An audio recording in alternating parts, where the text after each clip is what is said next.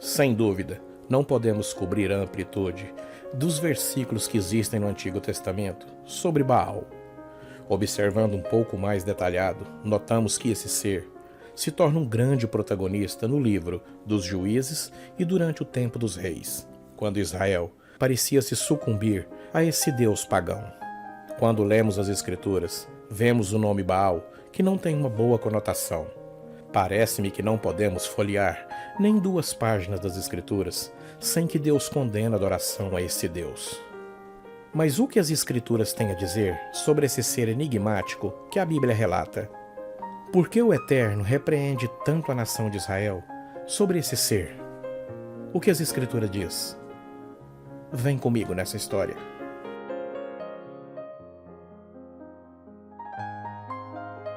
Antes de explorarmos o que as Escrituras dizem sobre Baal, vamos estabelecer uma breve descrição sobre essa divindade cananeia.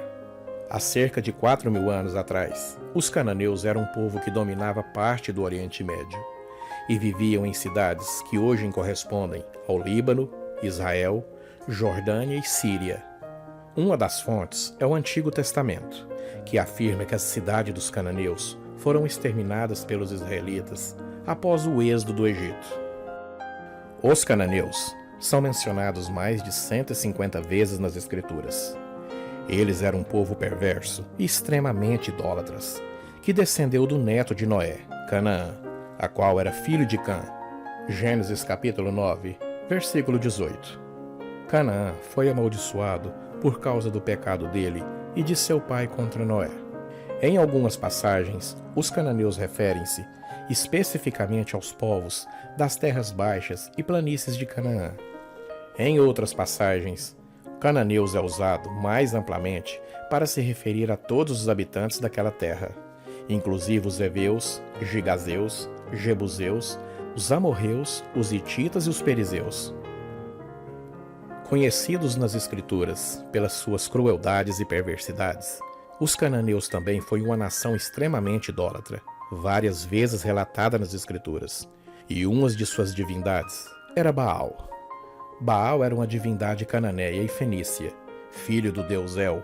Baal era filho de Dagon, o deus das sementeiras, e renascia por vezes na primavera, depois de morrer no outono, representando o círculo da fertilidade, sendo-lhe oferecido assim os primeiros frutos.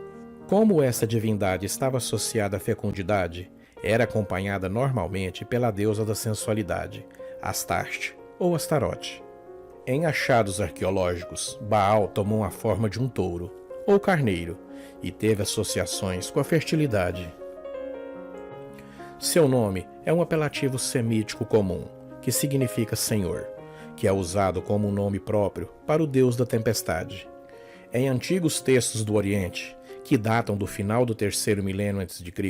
até o período romano, Baal é como o guerreiro Ad ou Haddad, nos textos do final da Idade do Bronze, de Ugarit. Associado à realeza e aos juramentos, seu nome aparece como testemunha divina dos tratados internacionais e como elemento comum nos nomes teofóricos. Baal foi venerado nas tradições religiosas semíticas ocidentais como um poderoso deus e patrono da humanidade por mais de 2.000 anos. Este deus também, aparentemente de acordo com o relato sobre os cananeus, derrotou El e tinha associações com o sol e com o trovão. E de todos os deuses estrangeiros com os quais os israelitas entraram em contato, Baal parecia ter tido mais dificuldades em eles ter adorado. Mas mesmo assim, essa divindade era reverenciada, algumas vezes, até pelo povo de Deus, aonde o Senhor várias vezes ali acendeu a sua ira. Baal se torna um grande personagem com muita força no livro de Juízes e durante o tempo dos reis, quando Israel parece se sucumbir a esse deus pagão. O filho de Ezequias reconstrói o templo e um santuário de Baal da deusa cananeia Será, que Ezequias havia derrubado. Ele reconstruiu os altos que seu pai Ezequias havia destruído. Ele também erigiu altares a Baal e fez um poste de Aserá, como fizera Acabe, o rei de Israel. Ele se curvou a todas as hortes estreladas e as adorou. E um dos casos mais famosos que Israel enfrentou foram os profetas de Baal. Vemos o profeta Elias e os profetas de Baal tendo um verdadeiro confronto espiritual. Baal permanece em silêncio durante a troca, enquanto Deus derrama fogo sobre um altar encharcado de água. Todos os 450 profetas de Baal não escapam do massacre que ocorre depois disso. O personagem Baal é descrito mais detalhadamente nos arquivos da Idade do Bronze da antiga cidade síria de Ugarit, aonde ele é patrono da casa real e protetor da cidade. Arqueólogos recuperaram centenas de textos mitológicos, épicos e rituais escritos em uma escrita alfabética cuneiforme deste local costeiro desde sua redescoberta em 1929. Baal, revelado nesses textos, é um guerreiro agressivo e poderoso que disputa a realeza entre outros deuses. Ele é filho do deus dos grãos, Dagon, e irmã da violenta donzela Anat. Baal mora no Monte Safon, identificado como Jebel el-Áquira, o pico mais alto da Síria. Essa divindade também é dita como controladora dos ventos e tempestades, e ele também é protetor dos marinheiros. E como um deus da tempestade, Baal é retratado como um guerreiro divino e provedor da fertilidade natural na forma de orvalho e chuva. Sua presença nos céus é manifestada por nuvens escuras, ventos rugindos, trovões e relâmpagos. A adoração de Baal também incluía às vezes sacrifício de crianças, com o qual vemos alguns reis israelitas se envolverem mais tarde.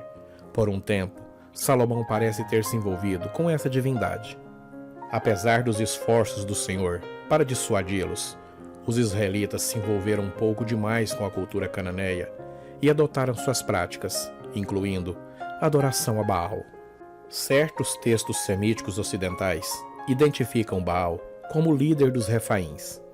Refaíns, ou descendentes de Rafá, eram assim chamados nativos da Palestina, posteriormente conquistados e apropriados pelas tribos cananeias. Eles eram conhecidos pelos moabitas como os Emins, isto é, os terríveis, e pelos amonitas como os Anzumins. Alguns deles se refugiaram entre os filisteus e ainda existiam nos dias de Davi. Não sabemos nada de sua origem. Alguns eruditos dizem que eles eram os próprios Nefilins, os gigantes de Gênesis 6:4. Mesmo com o declínio da religião cananeia, Baal assumiu um novo papel, como Zeus, no panteão grego antigo. As más práticas nunca desaparecem, elas simplesmente se evoluem. Baal transformado em Zeus, que se transformou mais tarde em Júpiter. Em Mateus capítulo 12, versículo 27, Jesus chama Satanás de Beelzebu, ligando o diabo a Baal-Zebub, uma divindade filisteia. Baal do Antigo Testamento era nada mais do que demônios disfarçados de deuses. E toda idolatria, em última análise, é uma forma de adoração ao diabo. Diferentes culturas vêm adorando Baal ao longo dos séculos, mudando somente de nome. Nimba, a deusa da fertilidade. Uma escultura em madeira encontrada no início da década de 1980, no rio Ijuí, em Santo Ângelo, Rio Grande do Sul. Pesquisadores acreditam que pode sim fazer uma alusão a Baal. A peça é a primeira do tipo encontrada no país e teve a sua origem confirmada pelo coordenador do Núcleo de Estudos em Cultura Afro-Brasileira e Indígena, NEAB. Trata-se de uma deusa, Nimba, considerada a deusa da fertilidade e produzida por afrodescendentes que viviam no estado no século XVIII. Como ela foi aparecer ali, ninguém sabe ao certo. Acredita-se que marinheiros trouxeram ela. Vale lembrar que Baal era o deus dos marinheiros. Esta foi a história de Baal.